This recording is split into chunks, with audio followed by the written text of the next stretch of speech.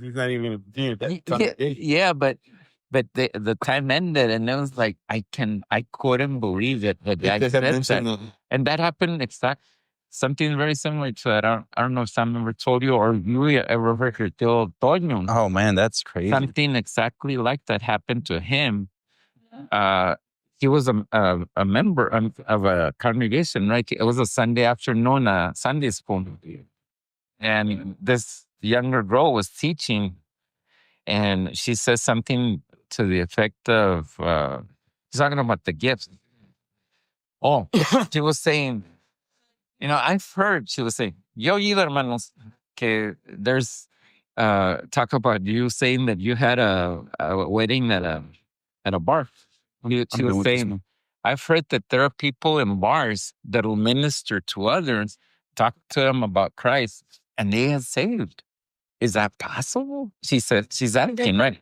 Is it possible that Christ would do that in a bar? Like a person there in a bar that, like half drunk and half alert is ministering to somebody, and that person will actually be saved. And it's like Toño was saying that that most of the people were against that, but he said he didn't even know where the verse was, but that he says, pues la Biblia dice que los dones son irrevocables. They cannot be taken away. But if you have a gift, they cannot be taken away. And then he gets himself into that hole, right? Because he didn't believe that way. Then he says, y el don más grande es el don de salvación. Because the Bible specifically says it's a gift. And so si el don de salvación no, si la salvación es un don y los dones no se pueden quitar, pues entonces sí es cierto que allí en una cantina, donde quiera, el Señor puede salvar y puede usar al que sea. And then the lady asked him, ¿dónde dice la Biblia eso, hermanos? And he didn't know. And then he looks at Lula. She didn't know either, but they knew it was there. So she says that she started looking in the concordance and she starts looking right away, and she found it. And then as he's saying, he's trying to waste time while she's looking. Yeah. That he's just talking about, no, pues sí puede pasar esto because this and that. Then she shows him the verse. It's Romans 11:29. And then he says, okay, déjeselo leo. And then he reads it to them. And it's like, she freaks everybody out, Gabriel, to the point that the pastor now, who was also there, he has to come and intervene and says, well, I know that you're saying that the Bible says this, but we don't believe that way. And so from that moment on, he's basically had to divorce himself from that congregation and that false doctrine. And he says, I wasn't even looking for that.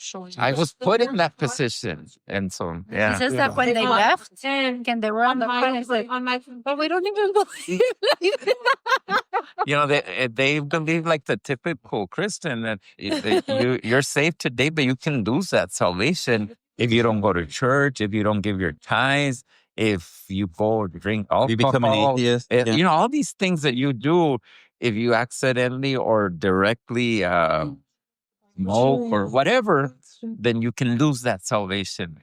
But that verse specifically, and then of course the whole Bible verifies God is not an Indian giver. Yeah. Talk about racism. Yeah. He gives you something, he doesn't take it He's not away. gonna take it back. Yes. But that's it makes no sense for a church to be teaching that because It's not make no money. yeah, people will leave. Like, okay, well, like in his case, okay, well, according to the pastor, they don't believe that way. Of course not. It's not profitable for him. So now we have to leave. And I asked him, did anybody else leave? He said, I don't know. Well, we never went back to that church. So who knows if other people left also. But anyway, it's a funny how he got to that hole without even thinking. And like he said, as they're driving home, like, wait a minute, but we don't even, well, now we do. Yeah. And, my dad's being like humble because I remember the story is basically that I don't know if you knew this. I'm sure you did that. And I didn't know this. So they would argue all the time. They would come and meet and they would argue at night when we were in bed. And then my tío Toño would leave in the morning all pissed. All the way like at 4 in the morning. Yeah. And then, but I know that you had showed them those verses. And then eventually that's how they one day realized like, well, that's what got them into that argument is they were like, I know this verse exists because we've seen it a few times. And then it's just crazy because then little by little, I think that's what helped my tío Toño to stop being so extreme. He said, lower that down. Turn it off.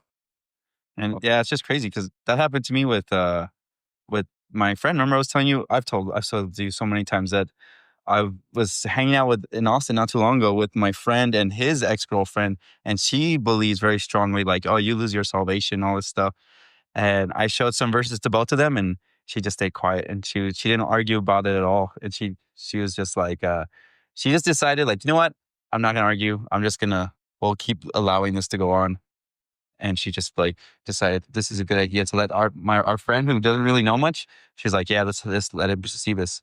But everything I was showing was like stuff that I knew she didn't believe in. And so she just stayed quiet though. And she just allowed it. Like, all right, keep showing him everything. And at the end, she was just like, I agree with everything Sam says. And I was like, huh, And on this side. that was weird.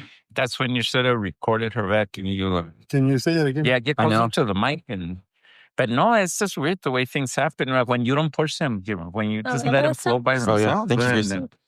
And it's like, wow. Like I tell you, this guy, I'm curious to know whatever happened to that pastor. Yeah. Like the following week, he was probably like me with Ramon. No, I'm sure he came out with a good sermon. I've told you the story of where I went and told Raymond, I was a Sunday school teacher, and on a Saturday night, the day before I was going to teach it, I will teach every Sunday. I thought, this is amazing because I've been studying all this, but it's all coming together.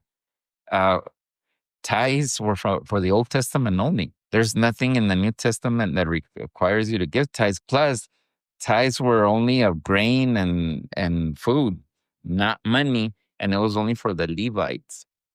And so anyway, I go and tell Raymond all excited. And Raymond, did I ever tell you the story? It was a Saturday night. It was kind of late, man. But I thought, who better than my pastor to share this with? And with Raymond, his family also. And I tell him, and he's listening to me, and he reads the verses and stuff, and he says, this is his response. He says, imagine if by lying to them right now, they're not giving money. Imagine we tell them the truth. That was his answer. He said, you better not teach that tomorrow. So I taught it anyway, and that was my last day.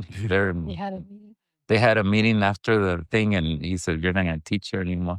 So that's when your mom and I left the church. But it I thought I was doing something good, man. Like, look what I just discovered, man. This is amazing.